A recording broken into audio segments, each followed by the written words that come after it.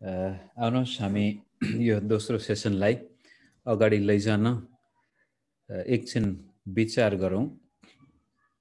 किन चाहिँ आज हामीले हाम्रो व्यक्तिगत जीवन र सेवाकाईमा बाइबल शिक्षालाई जोड दिनु परेको छ त भन्दा यो बिना हामी जन्म हुन पनि सक्दैन, आत्मिक हिसाबले बाँच्न पनि सक्दैनौँ।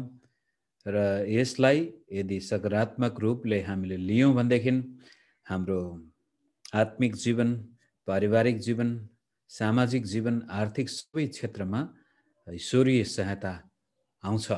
यहाँसम्म कि जब हाम्रो हृदय परमेश्वरको वचनले भरिएको हुन्छ, जब हाम्रो मगज परमेश्वरले भरिएको हुन्छ, त्यसपछि हामीभित्र यसले परमेश्वरप्रति विश्वास, प्रेम, आदर, इज्जत उत्पन्न गर्दछ र हामी परमेश्वरका मानिस र परमेश्वर हाम्रो प्रभु बन्नुहुन्छ। र त्यो जीवन त्यसपछि सशक्त जीवन, बलियो जीवन, मजबुत जीवन हुन्छ। त्यो क्रिस्चियनलाई जहाँ फालिदिए पनि त्यहाँ त्यो उम्रिन्छ। जुनसुकै प्रकारको उजाड स्थानमा पनि त्यो व्यक्ति किन नहोस्, यदि त्यो परमेश्वरको वचनले भरिएको छ भने त्यहाँ त्यो उम्रिन्छ। मानिलिउँ तपाईँ अहिले मलेसियामा विश्वास गर्नुभयो अथवा खाडी क्षेत्रमा विश्वास गर्नुभयो, कुनै पनि विश्वमा विश्वास गरेर तपाईँ आफ्नो गाउँमा फर्किनु भयो र त्यो गाउँमा एउटा पनि विश्वासी थिएन भन्दै त्यसको केही समयपछि तपाईँको जीवनबाट त्यहाँ एउटा ठुलो मण्डली स्थापना हुन सक्छ। धेरै मानिसले येशू ख्रीष्टलाई विश्वास गर्न सक्छन् र आज नेपालको चर्चको विकास हुनुमा पनि यो एउटा अत्यन्त महत्त्वपूर्ण पाटो हो। काठमाडौँ जस्ता सहरहरूमा, पोखरा अथवा ठुल्ठुला विराटनगर जस्ता ठाउँमा बसेर विश्वास गरेर जब विश्वासीहरू घर फर्किन्छन्, गाउँ फर्किन्छन्, त्यहाँ मण्डली स्थापना सुरु हुन्छ। त्यो शक्ति परमेश्वरको वचनमा छ। त्यस्तो प्रकारको सशक्त व्यक्ति बन्ने साधन, माध्यम, आधार, उपाय हाम्रो हातमा हुँदाहुँदै कतिपटक हामी त्यसलाई त्यत्तिकै यो घर, अब गाउँको घर हो भने धुवाँ लाग्ने ठाउँमा राख्दा राख्दै त्यो किताब धुवाँले कालो पहेँलो के भइसकेको हुन्छ, पढ्दैनौँ। अनि अब बाहिर छ भने पनि मोबाइलमा बाइबल त पढ्छौँ, तर बाइबल 2 मिनट पढाएको छ भने फेसबुक 2-3 घण्टा खेलाइदिन सक्छौँ, जसको फलस्वरूप हाम्रो मगज वचनले भरिनुभन्दा संसारकै कुराहरूले भरिएको हुन्छ। तर इन्टेन्सनली के भन्छ, जानी आफैले विचार गरेर, उदाहरणको लागि मलाई केही समय अगाडि डाक्टरले भनेको थियो तपाईँले एक्सर्साइज गर्नु भएन भने तपाईँलाई गाह्रो हुन्छ। अब म पहिलादेखि नै यो बाहिर हिँडडुल गर्ने पटक्क मन नपर्ने मान्छे हो। कोठामा बस्यो भने नो प्रब्लम, तर त्यो गरेन भने तपाईँलाई गाह्रो हुन्छ भन्दाखेरि जबरजस्ती त्यसपछि मैले आफैलाई बाहिर धकेल्नु पर्छ र त्यसपछि शरीरको वास्ता गर्नको लागि एक्सर्साइज गर्न थालेपछि त्यसले धेरै फरक पार्यो। त्यस्तै किसिमले बाइबल अध्ययन पनि तपाईँले यदि यसलाई तालिम दिनु भएन, आफैले होइन मैले पढ्नै पर्छ भनेर अनुशासित बनाउनु भएन भने एकछिन पढ्यो, निन्द्रा लाग्न थाल्छ त्यसपछि। अनि जब बाइबल पढ्दा पढ्दै निन्द्रा लाग्छ भनेदेखि कहिलेकाहीँ त लाग्न स्वाभाविकै हो थाकेको बेला, तर अधिकांश समय जब तपाईँहरूमा बाइबल पढ्न थाल्छौँ, यदि निन्द्रा लाग्छ, हामीलाई एकदमै त्यो अल्छी लाग्छ भने तपाईँले अनुशासनमा आफैलाई राख्नु भएको छैन, तपाईँको दिमाग अनुशासित भएको छैन बाइबलको लागि।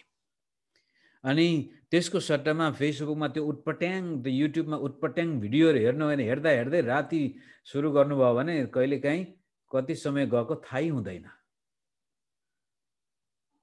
अनि आज नेपालमा पनि थुप्रै युट्युब च्यानलहरू छन्। अहिले त आएर क्रिस्चियन युट्युब च्यानलहरू पनि एकदमै धेरै छन्। अनि त्यहाँ यस्ता उटपट्याङ खालका गवाहीहरू सुन्न थाल्नुभयो भने त्यहाँ हेर्दै समय गएको थाहा हुँदैन।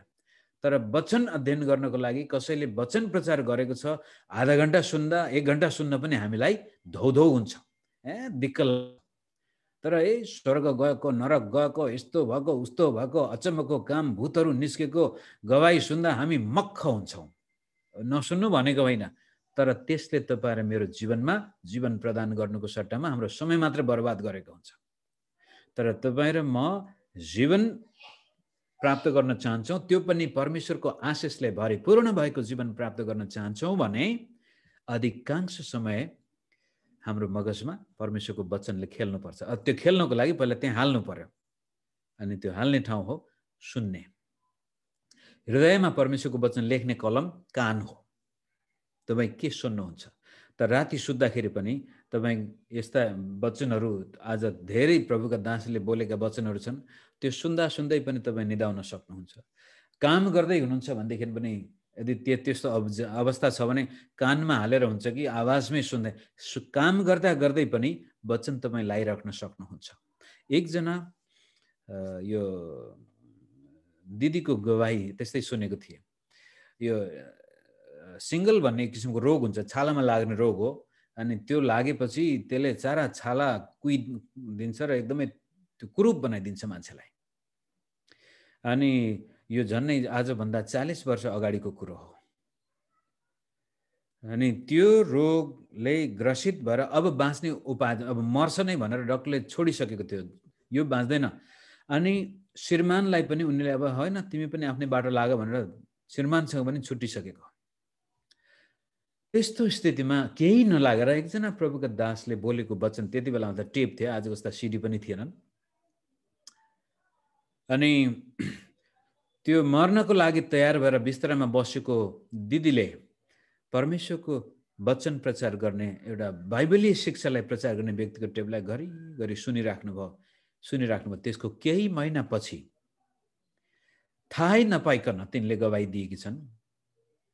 उनी उठेर नुहाउन जान प्रयास गरेछ। अब त्यो छाला कुहिएको छ, अनुहार कुरूप भएको छ, तरै पनि नुहाउने मन लागेछ कता कता। अनि नुहाउने क्रममा उनको एकतिरको गालामा त्यो पाप्री परेको छाला सट्टै खसेछ। अनि त्यहाँबाट बडो गजब, ओहो म त निको हुन थालेछु कि क्या हो भन्दाखेरि, अनि त्यो वचन निरन्तर सुन्दै सुन्दै गर्दा पछि अचानक अब त्यो डक्टरलाई नै छक्क पर्ने तरिकाले उनी त्यहाँबाट मुक्त भए। भन्न खोजेको कुरो, परमेश्वरको वचन हाम्रो मगजमा दिनरात हामी राख्छौँ भनेदेखि यसले हाम्रो जीवनलाई बडो गजबले परिवर्तन गर्छ। तर आज धेरै क्रिस्चियनहरू हारेको जीवन बिताइरहेका हुन्छन्, थकित जीवन बिताउँछन्, दुःख कष्टको भारीले दबिएको जीवन मात्र हुन्छन्।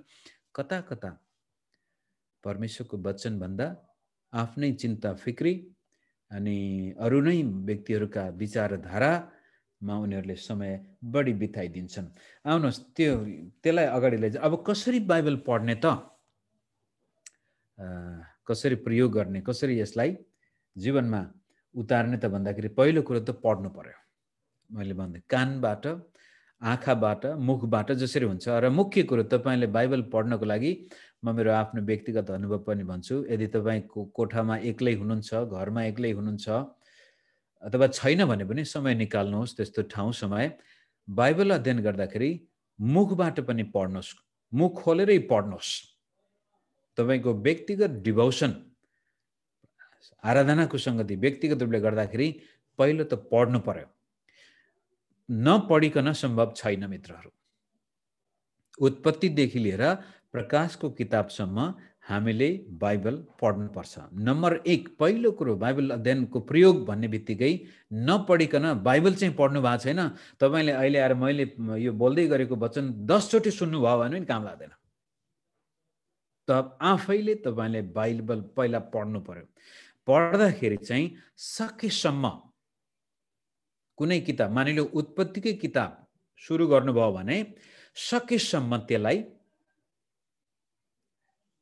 1 अध्यायदेखि लिएर 50 सम्मै एकैपटक पढ्ने प्रयास गर्नुहोस्। सक्नु भएन भने पनि केही घन्टाको अन्तरालमा अथवा केही दिनको अन्तरालमा त्यसलाई सिध्याउने प्रयास गर्नुहोस्। त्यसले के गर्छ भनेदेखि तपाईँले त्यहाँको एकमुष्ट तस्बिर देख्नुहुन्छ। उत्पत्तिको किताबमा परमेश्वरले हामीलाई भन्न खोजेका कुराहरूको एउटा सिङ्गो तस्बिर हाम्रो मगजमा आउँछ।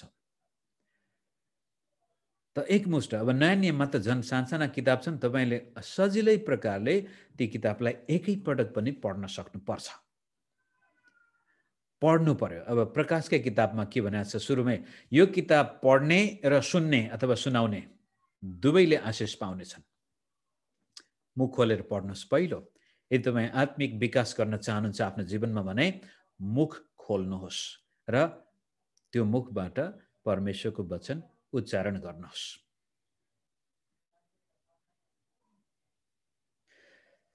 त्यसपछि पढ्नुभयो, मानिले एउटा कुनै किताब पढ्नुभयो भनेदेखि त्यसपछि त्यहाँनिर धेरै प्रश्नहरू गर्नुपर्छ हामीले।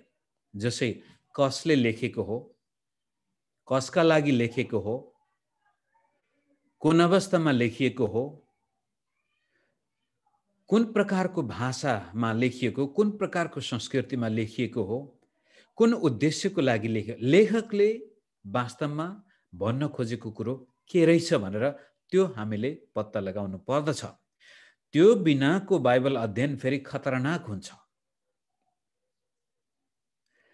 अब यसको लागि तपाईहरु मैले बाह्य सहायता पनि चाहिन्छ। हुन त कतिपटक त त्यही किताबभित्रै ती प्रश्नको जवाब हुन्छन्। कसले लेखेको हो, कहिले लेखेको हो, कुन अवस्थामा लेखेको हो, किन लेखेको हो, कहाँको लागि, कसका लागि लेखेको हो, यी प्रश्नहरू तपाईँ र मैले गर्नुपर्छ र त्यसको जवाब हामीसँग हुनुपर्छ। अब आजको बाइबलमा त कुनै कुनै बाइबलमा त्यो पुस्तकको परिचय हुन्छ अगाडिपट्टि, र त्यो तपाईँ र मैले हेऱ्यौँ भनेदेखि त्यहाँ हामीलाई थाहा हुन्छ त्यसको छोटो मोटो परिचय। त्यो छैन भनेदेखि अरू पुस्तकहरू पनि हामीले हेर्नै पर्छ। त्यसै कारण यहुदी र क्रिस्चियनहरूलाई किताबका मानिस भनेको छ। तपाईँ र म त किताबका मानिस। अब किताबै पढ्दैनौँ भनेदेखि त्यो बिल्ला लाएर मात्र नहुने रहेछ।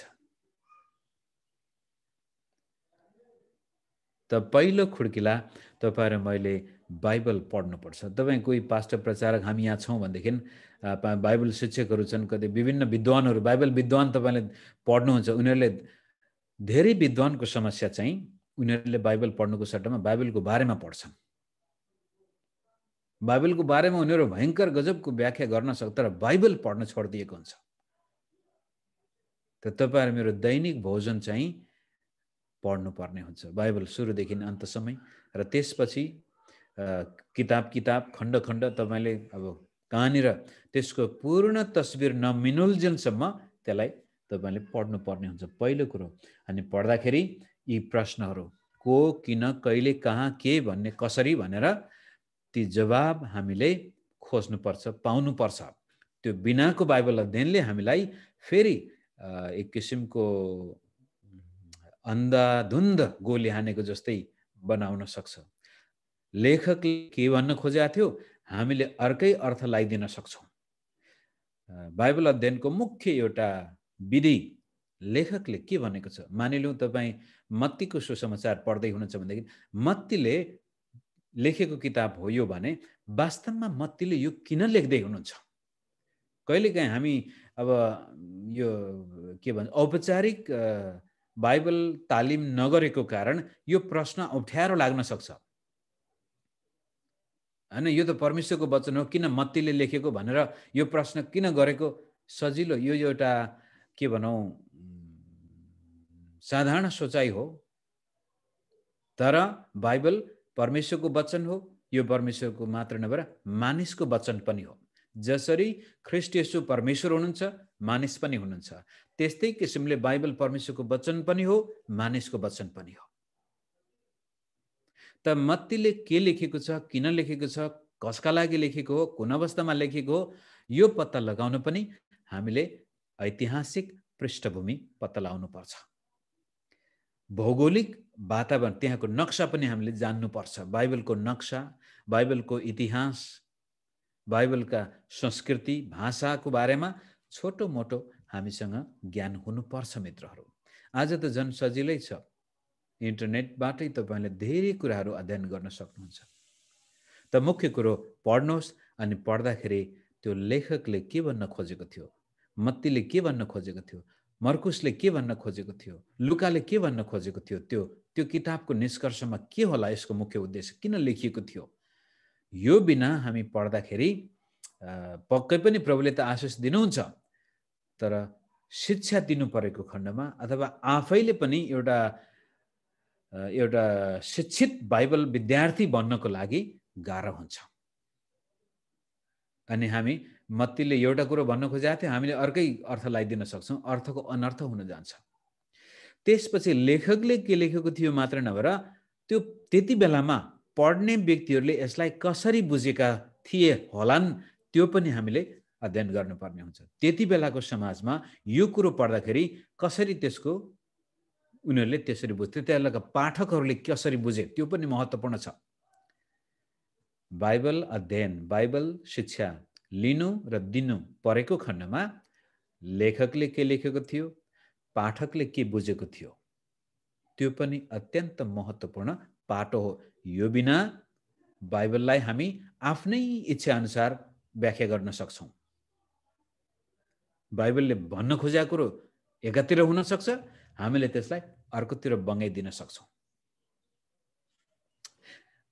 ग्रीक शब्द अथवा अङ्ग्रेजी शब्द नै भनौँ अहिले आएर एक्सेजेसिस भन्छ, अथवा आउट अफ इन्टु भन्ने दुईवटा शब्द, केही कुराबाट बाहिर निकाल्नु अथवा केही कुरालाई त्यो भित्र हाल्नु। यो पानी पिउने होला, I am drinking out of this bottle भने चाहिँ यो बोटलमा भएको पानी म पिउँदैछु, तर बोटलमा पानी हाल्नुको मतलब मैले बाहिरबाट ल्याएर त्यहाँ पानी हालिदिनु। कहिलेकाहीँ यो बाइबललाई टेक्स्ट आउट अफ कन्टेक्स्ट भन्छ अङ्ग्रेजीमा, बाइबलको पृष्ठभूमिलाई विचार नपुर्याइकन, बाइबलका लेखकले के भन्न खोजेको थियो त्यो कुरालाई ध्यान नदिइकन, त्यति बेलाका पाठकले यसलाई कसरी प्रयोग गरेर कसरी अपनाएको थियो त्यसलाई ध्यान नदिइकन हामीले बाइबल उल्था गर्न थाल्छौँ भने त्यसमा चाहिँ बोतलबाट पानी पिउनुको सट्टामा बाहिरबाट ल्याएको पानी बोतलमा हाल्ने समान हुन्छ। बाइबल खोल्यो, त्यसपछि आफूलाई मन परेको अर्थ त्यहाँ हालिदियो। त्यसपछि मत्तीले के भनेको थियो, पावलले के भनेको थियो त्यसको मतलब हुँदैन मैले के भन्दैछु। त्यसकारण त्यो बाइबल त खालि एउटा भाँडो मात्रै हो, त्यसमा मैले अब अर्थ हाल्दैछु, त्यो खतरा हुन्छ। त्यसले परमेश्वरको वचनको अर्थको अनर्थ हुन जान्छ। त पहिला बाइबल अध्ययन कसरी प्रयोग गर्ने भन्दाखेरि पढ्नु पर्यो, पढिसकेपछि त्यसपछि यी प्रश्नहरू को, किन, कसले, कहिले, कहाँ, के भन्ने कुराहरू धेरै महत्त्वपूर्ण छन्।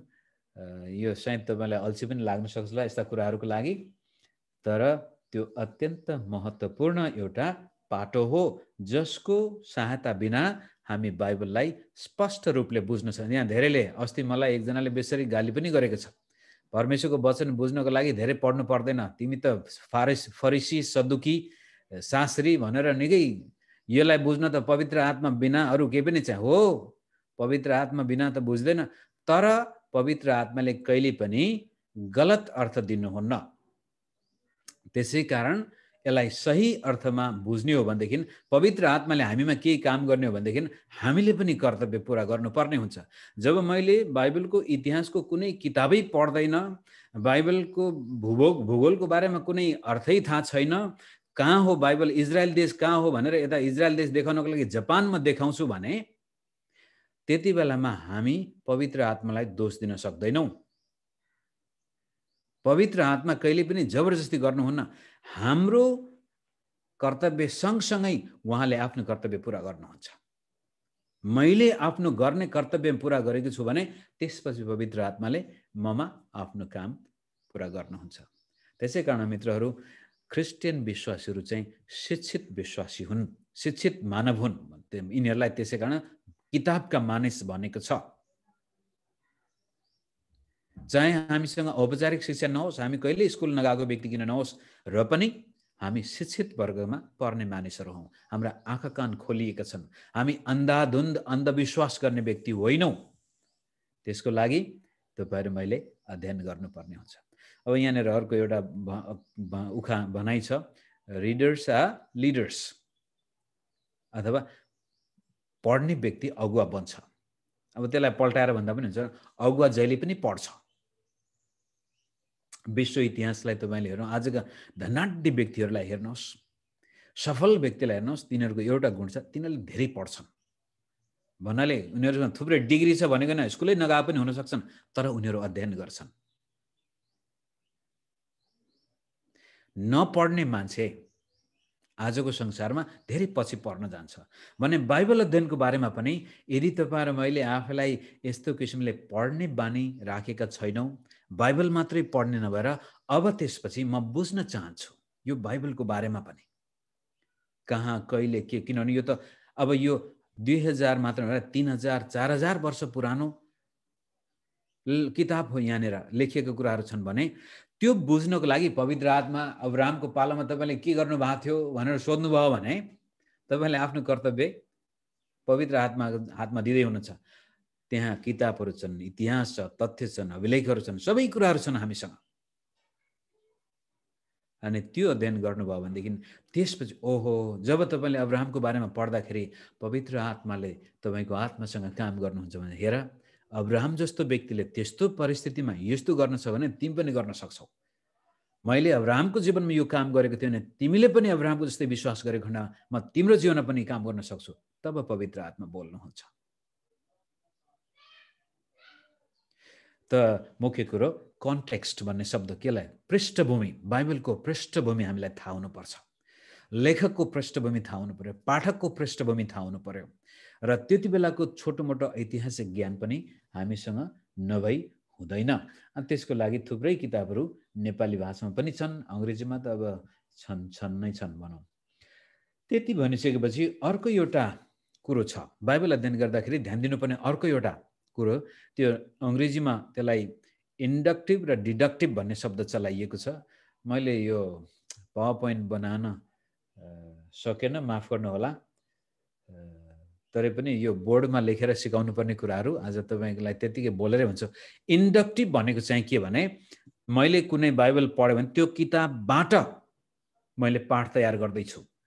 कुनै च्याप्टर पढ्यो भनेदेखि त्यो च्याप्टरको कुनै अध्यायभित्र भएका लेखिएका कुराहरूबाट मैले पाठ तयार गर्दैछु। त्यसले के भन्न खोजेको छ?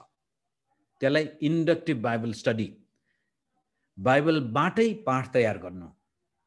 डिडक्टिभ भनेको चाहिँ मानिलियो म विवाहको बारेमा अध्ययन गर्न चाहन्छु भनेदेखि पहिला मलाई अब विवाह के हो भन्ने कुरा निर्णय गरिसकेपछि अब त्यसलाई सपोर्ट गर्न बाइबलबाट अब बाइबलले के भनेको छ पहिल्यै कुनै एउटा विषय तयार गरेर त्यसपछि त्यो विषयको बारेमा बाइबलले के भन्छ भनेर अध्ययन गर्दा त्यसलाई डिडक्टिभ मेथड, इन्डक्टिभ र डिडक्टिभ बाइबल स्टडी। तर यो डिडक्टिभ बाइबल स्टडी भन्दा इन्डक्टिभ बाइबल स्टडी तपाईँ र मलाई अझ फाइदाजनक हुन्छ। बाइबलको सानातिना पदहरूलेदेखि लिएर त्यो पूर्ण अध्याय र अध्याय मात्र पूर्ण किताब मात्र त्यो किताब बाइबलका सम्पूर्ण पुस्तकसँग कसरी मेल खाँदैछ त्यो प्रकारको मेथड अर्को एउटा प्रयोग गर्नुपर्ने। डिडक्टिभ भन्दा इन्डक्टिभ मेथड चाहिँ हामीलाई आत्मिक रूपले परिपक्व बनाउन, वचनमा तालिम दिन सहायता गर्दछ। अनि यस किसिमले तपाईँ र मैले पृष्ठभूमि पहिलो पढ्यौँ, त्यसपछि पृष्ठभूमि थाहा पायौँ र अब त्यसलाई अध्ययन गर्नका लागि डिडक्टिभ भन्दा पनि इन्डक्टिभ तरिकाले भित्रबाटै बाइबलले के भनेको छ, यो किताबले के भन्न खोजेको छ, यो अध्यायले के भन्न खोजेको छ, यो पदले के भन्न खोजेको छ, मैले निर्णय गर्नुभन्दा पनि बाइबलले नै निर्णय गरेका कुराहरूलाई हामी स्वीकार गर्न सक्नको लागि इन्डक्टिभ मेथड धेरै फाइदाजनक हुन्छ। अब यस किसिमले तपाईँले अर्को पनि एउटा मेथड छ, त्यसपछि सिकाउने मेथड, बाइबल सिकाउने। कसरी सिकाउने, कसरी त्यसलाई प्रयोग गर्ने भन्दा एउटा विषयवस्तु अन्तर्गत जो चाहिँ अब डिडक्टिभ मेथडमा आउन सक्छ। टपिकल स्टडी, कुनै पास्टर प्रचारकले मण्डलीमा हरेक हप्ता प्रचार गर्दाखेरि कति धेरै ठाउँमा टपिकल सन्देश, टपिक पहिला छान्यो, विवाहको बारेमा हुन्छ कि, दशांशको बारेमा हुन्छ कि, अथवा राजनीतिको बारेमा हुन्छ कि, चङ्गाईको बारेमा हुन्छ कि, टपिक्स, त्यो पनि एउटा मेथड हो। धेरैले बाइबलले के भन्दो रहेछ यसको बारेमा, अब तपाईँलाई मानिलिउँ तपाईँ आर्थिक रूपले तपाईँ एकदमै अप्ठ्यारो स्थितिमा हुनुहुन्छ, गरिबीले तपाईँलाई सतायो भनेदेखि अब बाइबलले गरिबीको बारेमा के भन्दो रहेछ तपाईँले अध्ययन गर्नु पर्यो। बाइबलका हरेक क्षेत्रबाट पत्ता लगाउनु। बाइबलमा वास्तवमा गरिबीको बारेमा यो भनेको रहेछ, गरिबीबाट छुटकारा पाउन यो गर्नुपर्ने रहेछ।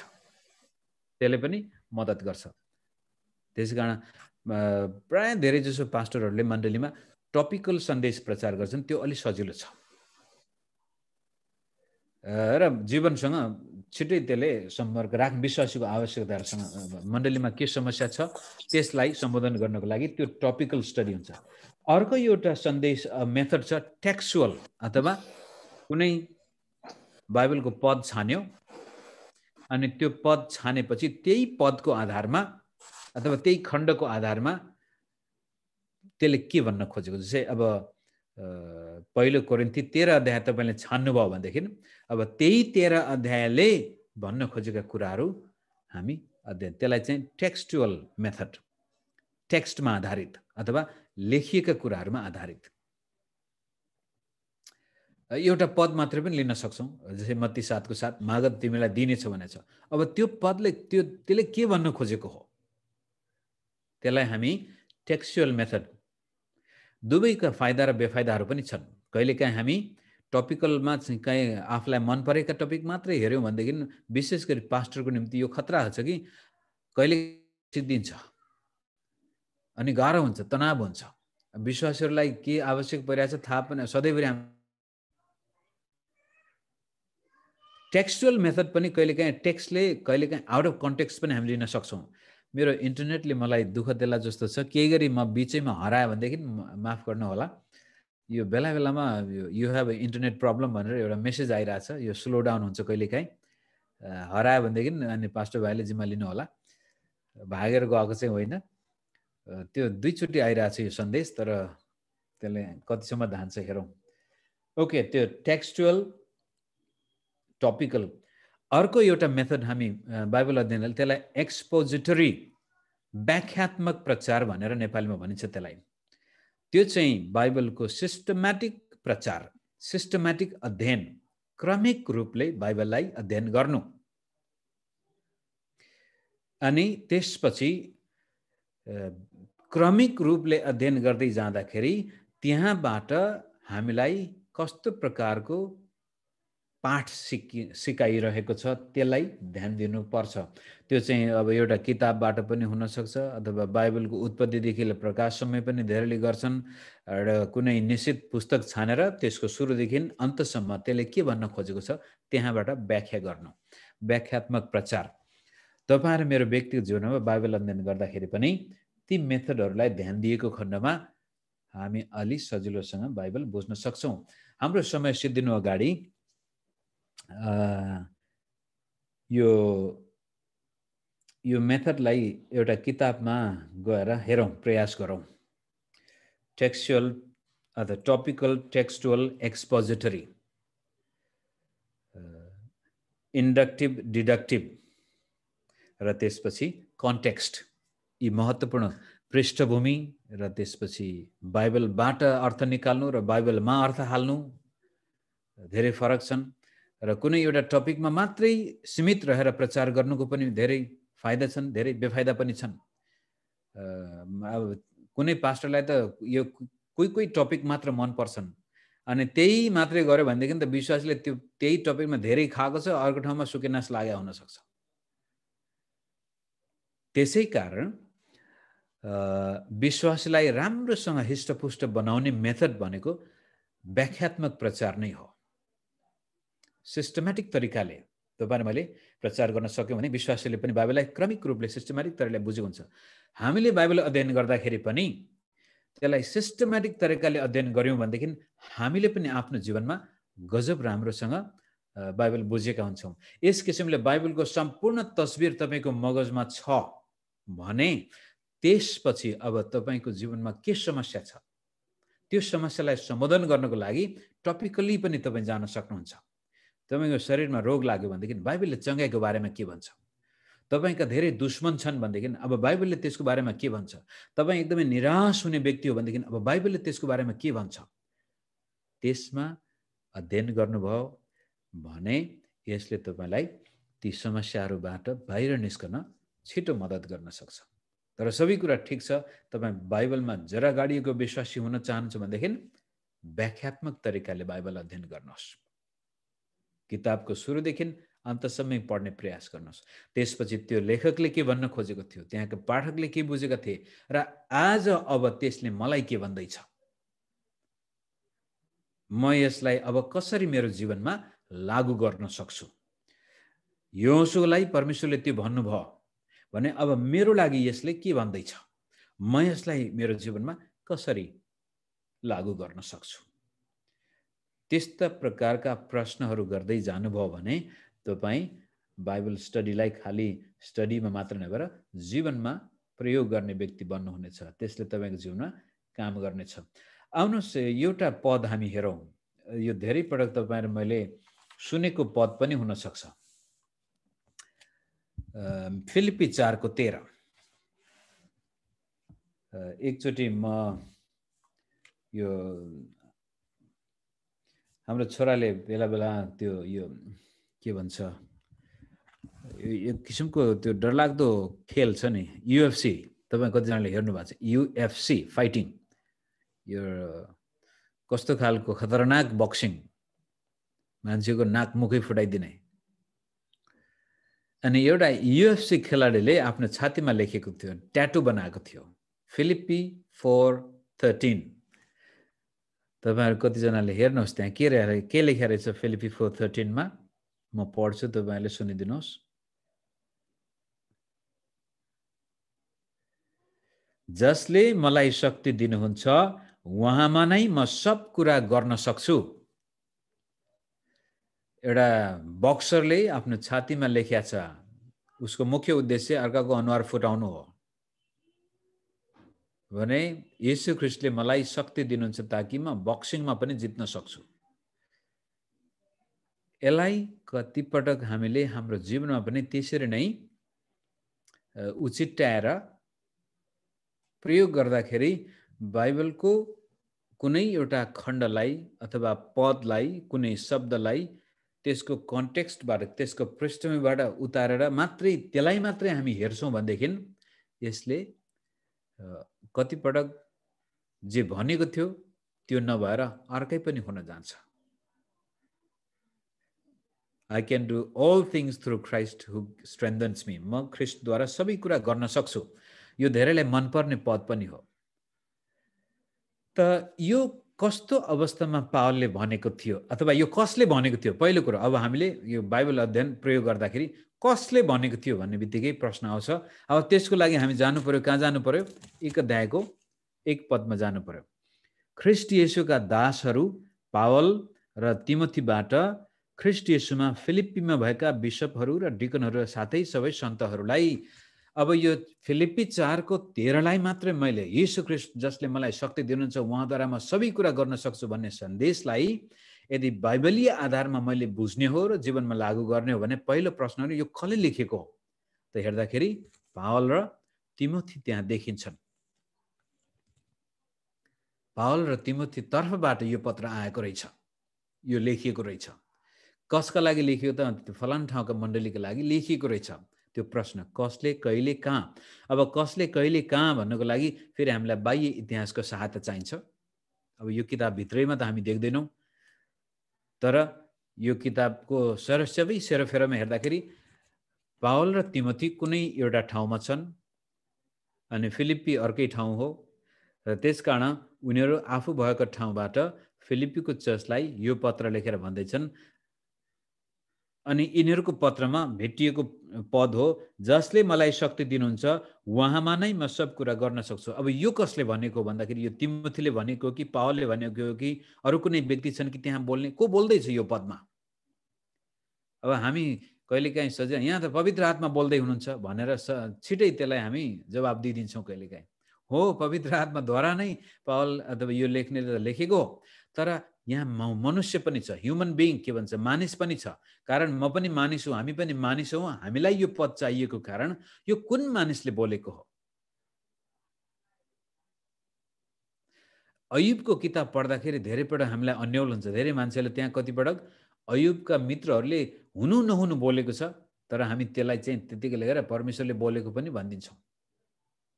त पृष्ठभूमि अत्यन्त महत्त्वपूर्ण छ। कसले, कहिले, कहाँ, को बोलेको छ यसमा। अनि यहाँ हामी सबै हेर्दा यो तिमोथीको नाम जोडे पनि लेख्ने व्यक्ति चाहिँ पावल नै हुन्। अनि उनले के भन्न खोजेको छ त यो भन्दाखेरि अब पृष्ठभूमि हेर्नको लागि इतिहास पल्टाउनु पर्ने हुन्छ भने यसको खण्डको पृष्ठभूमि हेर्दाखेरि यो पदको अगाडि के छ, यो पदको पछाडि के छ, त्यो पनि हामीले हेर्नुपर्छ। इमिडिएट कन्टेक्स्ट, त्यो लेखको अगाडि के छ, पछाडि के छ, किनभने यो एक पद मात्र त लेखिएको छैन। यो एक पदको अर्थ पुरा पाउनको लागि योभन्दा अगाडि के थियो, योभन्दा पछाडि के आयो, यस किसिमले हामीले बाइबल अध्ययन गर्नुपर्ने हुन्छ मित्रहरू। यदि यो बिना हामीले बाइबललाई प्रयोग गर्यौँ भनेदेखि हामी अर्थको अनर्थ लगाइदिन सक्छौँ। त सबै कुरा म गर्न सक्छु भन्नाले के रहेछ त भन्दाखेरि अब 12 पद पहिला हामी हेरौँ। कसरी होचिन र कसरी बढ्न म जान्दछु, परिपूर्णतामा होस् वा भोग प्यासमा होस्, प्रशस्ततामा होस् या अभावमा होस्, सबै परिस्थितिमा सन्तुष्ट रहने रहस्य मैले सिकेको छु। के भन्न खोज्या हो यो? फेरि 12 पदको पनि कन्टेक्स्ट छ। 12 पदको अगाडि के छ त्यो पनि पढ्नु पर्यो। 12 पदले भन्छ म होचिन पनि जान्दछु, म ठुलो हुन बढ्न पनि जान्दछु, परिपूर्ण प्रशस्ततामा पनि म, भोग प्यासमा पनि म, सबै कुरामा सन्तुष्ट हुन मैले जानेको छु। किन भन्दैछ पावलले यस्तो अवस्था? त्यो हेर्न फेरि अब 14 पदमा हेरौँ हामीहरू। 14 पदमा के लेखिया छ? तापनि, है, उसले भन्छ येशू ख्रीष्ट जसले मलाई शक्ति दिनु उहाँमा सबै कुरा म गर्न सक्छु, तापनि। सानातिना शब्दले धेरै ठुलो फरक पारेको हुन्छ बाइबलमा। मेरो कष्टमा तिमीहरू सहभागी भयो, यो असल गर्यौ।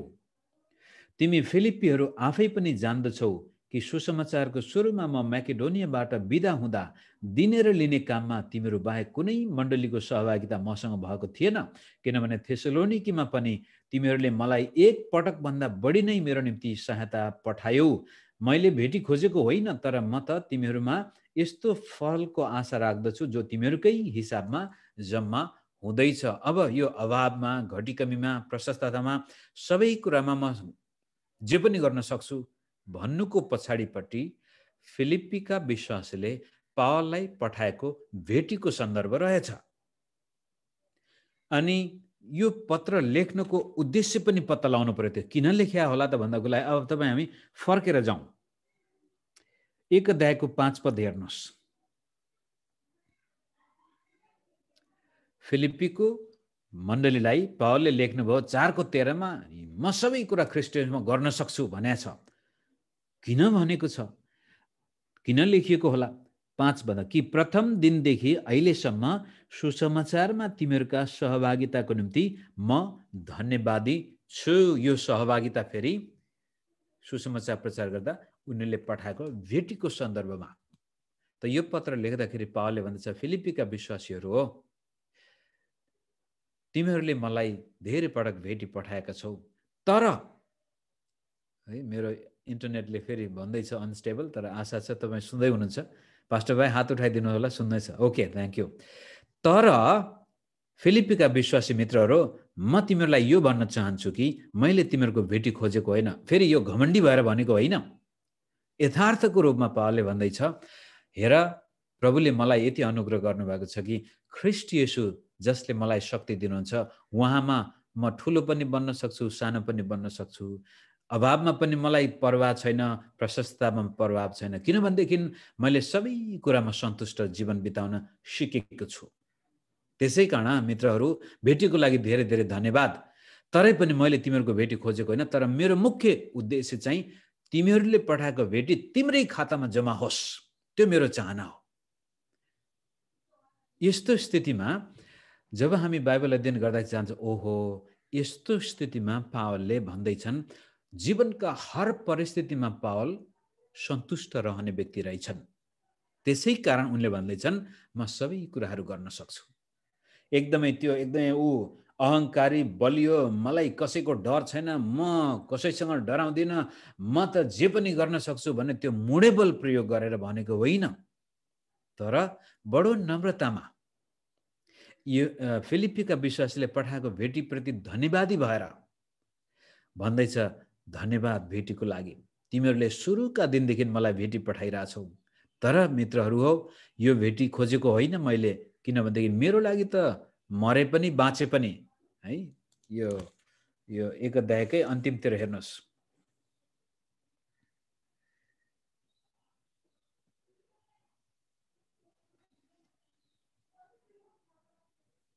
मेरो लागि मरे पनि बाँचे पनि मलाई कुनै परवाह छैन। 29मा, किनभने ख्रीष्टको निम्ति तिमीहरूलाई यो दिएको छ कि तिमीहरूले उहाँमाथि विश्वास गर्नु मात्र होइन, तर उहाँको खातिर दुःख पनि भोग्नुपर्छ। यही सङ्घर्ष जो तिमीहरूले ममा देख्यौ र मसँग छ भने अहिले सुन्दैछौ, त्यसैमा तिमीहरू लागेको छौ। मेरो जीवनमा थुप्रै सङ्घर्षहरू छन्, दुःख कष्ट आएका छन्। म ख्रीष्ट सँगसँगै पछि गएर जिउनु मेरो लागि ख्रीष्ट हो, मर्नु मेरो लागि लाभ हो। त्यसकारण म त जीवनका सबै सङ्घर्षमा जे पनि गर्न सक्छु, कारण यी सङ्घर्षहरूका बिचमा मैले एउटा रहस्य सिकेको छु, अनि त्यो रहस्य चाहिँ म ख्रीष्ट येशूमा आनन्द छु, गर्न सक्छु, सन्तुष्ट भएको छु। अनि यो कुरोलाई हामीले जोडेको खण्डमा बल्ल फेरि फिलिप्पीको पत्रको मुख्य उद्देश्य नै धेरै पटक पाउले चाहिँ आनन्द गर, आनन्द गर, आनन्द गर, ख्रीष्टमा रमाउनु पर्छ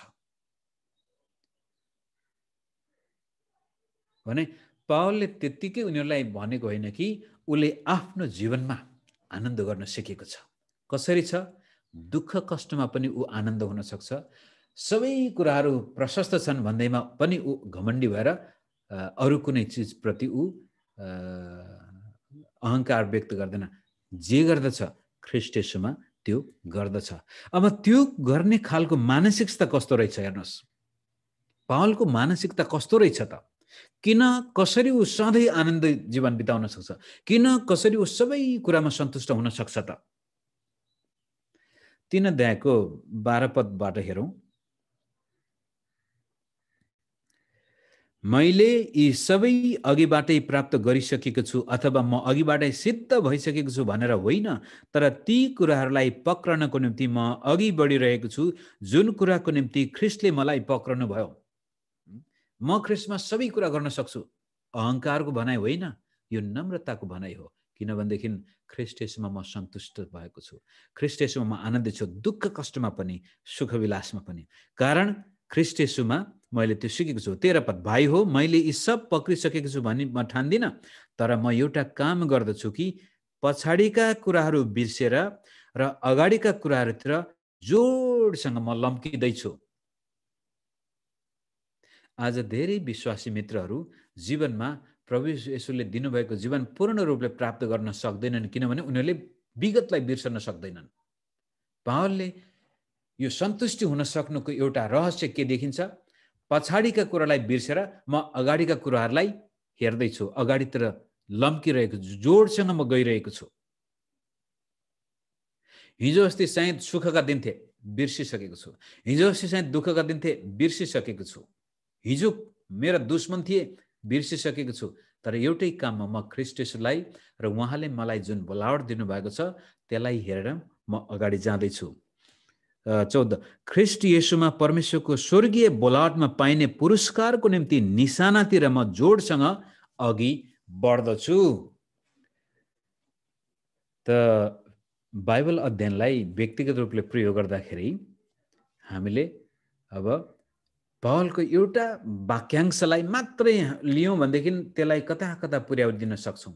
तर त्यो वाक्यांशलाई त्यो किताबको सम्पूर्ण पृष्ठभूमिमा राखेर अध्ययन गऱ्यौँ भनेदेखि हामी देख्दैछौँ पावल यस्ता व्यक्ति थिए जसले आफ्नो जीवनका हर क्षेत्रमा सन्तुष्टि प्राप्त गरेका थिए। अनि त्यसको पछाडिको रहस्य के भनेदेखि उनी निरन्तर आफ्नो निशानातिर दौडिरहेका छन्। उनको लक्ष्य छ, उनको जीवनमा उद्देश्य छ।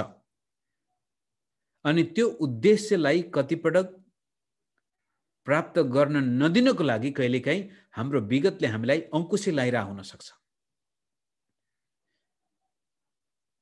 अनि पावलले भन्छ म पछाडि के भयो म छोडिसकेँ, मलाई मतलब छैन। हिजो अस्ति के गरेँ मैले त्यो मेरो जिम्मा होइन, त्यो गयो सिद्धियो। अहिले म के गर्दैछु त्यो महत्त्वपूर्ण छ। अहिले चाहिँ म निशानातिर अगाडि बढिरहेको छु। मेरो लक्ष्यतिर म अगाडि गइरहेको छु र ईश्वरले जुन जीवन दिएको छ त्यो मेरो सामनेमा म राख्न चाहन्छु। त्यसबाट विचलित म हुँदैन। त्यसै कारण दुःख होस्, सुख होस्, प्रशस्त होस्, अभाव होस्, सबै कुरामा म जे पनि गर्न सक्छु। अनि त्यो मानसिकतामा आइसकेपछि अब 4 अध्यायको 4 पदबाट हामी हेरौँ।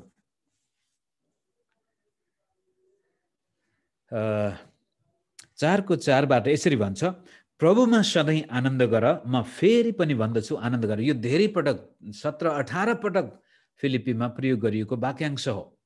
त पावलको मुख्य उद्देश्य फिलिप्पीका विश्वासीलाई तिमीहरू आनन्दित हौ। त आनन्द हुनको लागि सन्तुष्टि हुनु पर्यो पहिला, सब क्षेत्रमा, सबै कुराहरूमा। मानिलिउँ शरीरमा निकै नराम्रो रोग लागेको छ, डाक्टरले भन्यो अब त्यसको उपचार छैन, अब केही महिना मात्रै बाँकी छ अब बाँच्नको लागि भन्यो भने पनि त्यस्तो स्थितिमा यदि हामी निशानातिर दौडेको व्यक्ति हो, हाम्रो लक्ष्य उद्देश्य छ, ख्रीष्ट येशूले जुन बोलावट दिएको छ त्यो बोलावटलाई हामीले हेरेका थियौँ भनेदेखि ओहो ल प्रभु म त 2-3 महिनामै अब तपाईँलाई भेट्न आउने भएछु त। मैले त कति वर्षसम्म यो संसारमा दुःख पाउला भन्ठानेको थिएँ, अब त म त तपाईँलाई छिटै भेट्न, मेरो लक्ष्य, मेरो जीवनको अन्तिम घडीमा म आइपुगेको रहेछु भनेर त्यो व्यक्ति 2-3 महिना एकदमै तितो भएर मेरो कस्तो रोग मलाई मात्रै किन लागेको, म मात्रै किन यस्तो व्यक्ति भनेर खिन्नतामा रुवाबासीमा जिउनु भन्दा ऊ हाँसेर बस्न सक्छ कि मेरो दिन त अब 2-3 महिना मात्रै छन्, अब त म ख्रीष्ट येशूले मेरो लागि राख्नुभएको त्यो इनाम प्राप्त गर्नको लागि म जाँदैछु। सन्तुष्ट हुन सक्नु पर्यो। त्यही हो, म हर परिस्थितिमा जे पनि गर्न सक्छु। अनि त्यसै कारण अब तिमीहरू पनि सधैँ आनन्दित हौ, खुसी रह। अनि पढ्दै जाउँ। त्यो रहस्यलाई अझ अगाडि 5 पदमा यसरी भन्छ, तिमीहरूको सहनशीलता सबै मानिसहरूलाई थाहा होस्। प्रभु नजिकै हुनुहुन्छ, कुनै कुरामा चिन्तित नहो र हरेक कुरामा प्रार्थना र निवेदनद्वारा धन्यवाद सहित तिमीहरूका बिन्ती परमेश्वरमा जाहेर हुन् र समझले नै भ्याउन नसकिने परमेश्वरको शान्तिले तिमीहरूका हृदय र तिमीहरूका मनलाई येशूमा रक्षा गर्नेछ। अब हेर्नुहोस्, येशू ख्रीष्टमा म सबै कुरा गर्न सक्छु भन्ने वाक्यांशलाई हामीले बुझ्ने हो भनेदेखि जीवनमा सन्तुष्टि हुनु पर्यो। जीवनमा सन्तुष्टि आउनको लागि हामीले विगतलाई बिर्सनु पर्यो। हिजो अस्ति के भएको थियो त्यो छोडिदिनु पर्यो र हाम्रो लक्ष्य हाम्रो सामनेमा हुनु पर्यो। अहिले मेरो हातमा छ, आज अहिले तपाईँसँग म बोल्दैछु, तपाईँ मेरो कुरा सुन्दै हुनुहुन्छ, हाम्रो हातमा यही मात्रै हो। अबको 1 घन्टापछि के हुन्छ त्यो पनि हामीलाई थाहा छैन। त अहिले हामी आफ्नो लक्ष्यतिर जाँदैछौँ र केही गरी अहिले परिस्थिति डमाडोल छ भने पनि अब चिन्ता गर्नुको सट्टामा हामीले प्रार्थना गर्नु पर्यो। धन्यवादी भएर, त्यो पनि फेरि गनगनमा प्रार्थना गर्नुभयो, एकदमै खिन्नतामा असन्तुष्टिमा गरेको प्रार्थनाको फेरि अर्थ हुँदैन। धन्यवादी भएर चिन्ता गर्नुको सट्टामा प्रार्थना, पावलले आफ्नो जीवनको लक्ष्य, उद्देश्य र त्यसपछि जीवनमा आएका परिस्थितिमाथि विजय पाउन उसले भन्दैछ, यदि यस्तो गरेको खण्डमा, रहस्य त्यहाँनिर 7 पदले भन्छ, यस्तो गरेको खण्डमा समझले नै भ्याउन नसकिने परमेश्वरको शान्तिले तिमीहरूका हृदय र तिमीहरूका मनलाई येशूमा रक्षा गर्नेछ। अब चाहिँ अचानक मानिलिउँ हाम्रो नजिकको व्यक्ति बितेर गयो, त्यो बेलामा हामी व्याकुल भएर एकदमै जीवन तहस नहस भएको नभएर हामी सम्हालिएर बसेका छौँ भने यसले के भन्दैछ भनेदेखि त्यस्तो स्थितिमा पनि हाम्रो मगजलाई सम्हालिराख्न परमेश्वरको आत्माले अनुग्रह गर्नुहुनेछ। उहाँले हामीलाई, हाम्रो मगजलाई पनि, हाम्रो हृदयलाई पनि सम्हाल्नुहुनेछ। त्यो परमेश्वरको आत्माको काम हो।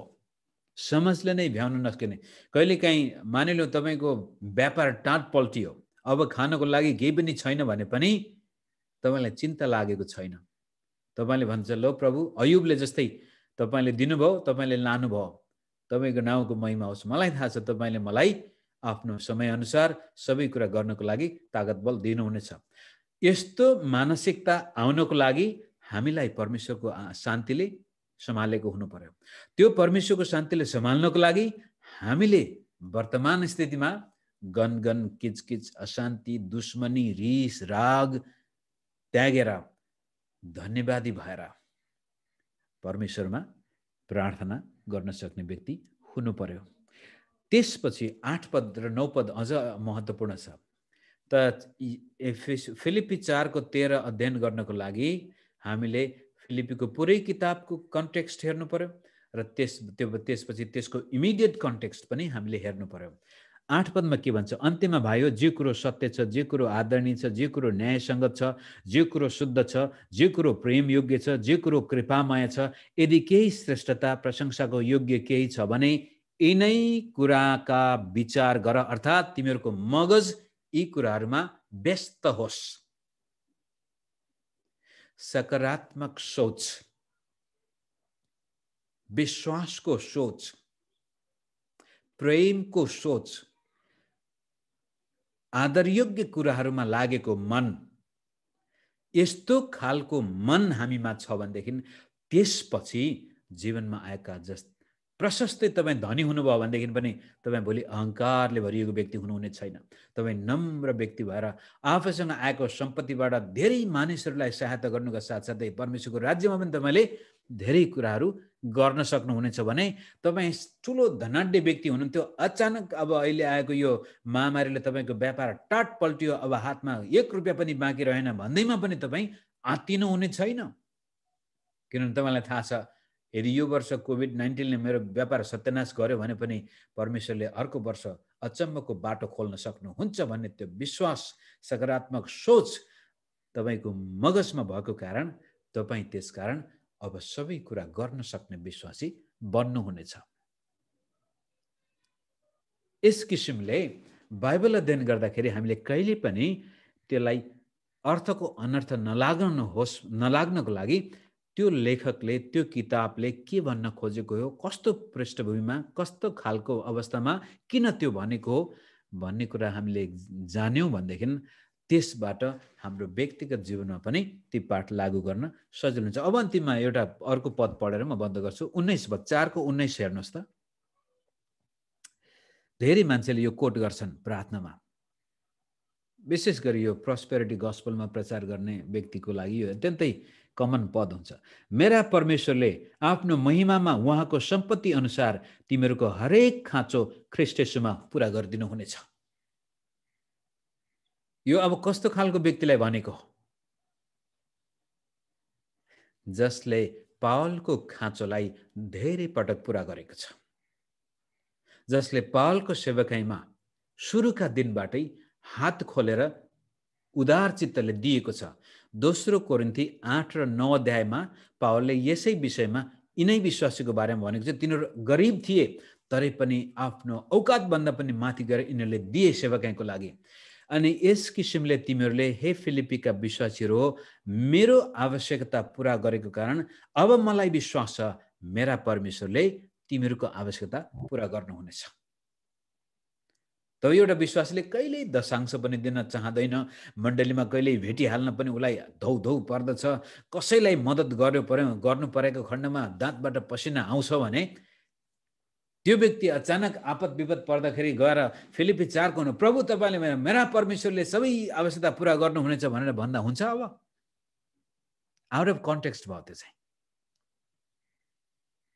त्यसै कारण बाइबल अध्ययन गर्दाखेरि हामीले यसलाई यसको पृष्ठभूमिमा लेखकले के भनेको थियो, पाठकले के बुझेको थियो, त्यो भित्र बोल्ने व्यक्ति को हो, सुन्ने व्यक्ति को हो र भन्न खोजेको कुरो के हो, त्यसको अगाडि के छ, पछाडि के छ र यो सन्देशले त्यसपछि सम्पूर्ण बाइबलसँग कसरी मेल खान्छ, यी प्रश्नहरू गरेको खण्डमा हामी राम्रोसँग बाइबल अध्ययन गर्ने बाइबल विद्यार्थी बन्न सक्छौं र आफ्नो जीवनमा पनि ढुक्क भएर त्यसपछि विश्वासका साथ मेरा परमेश्वरले मलाई मेरा आवश्यकता पूरा गर्नुहुनेछ, म परमेश्वरमा सबै कुरा गर्न सक्छु भनेर शङ्का बिना हामी त्यसमा विश्वास गर्न सक्छौं र प्रभुले पनि आफ्नो वचनलाई त्यसपछि आदर गर्नुहुन्छ। होस्, प्रभुले हामी सबैलाई आशीष दिनु भएको होस्। जय मसीह।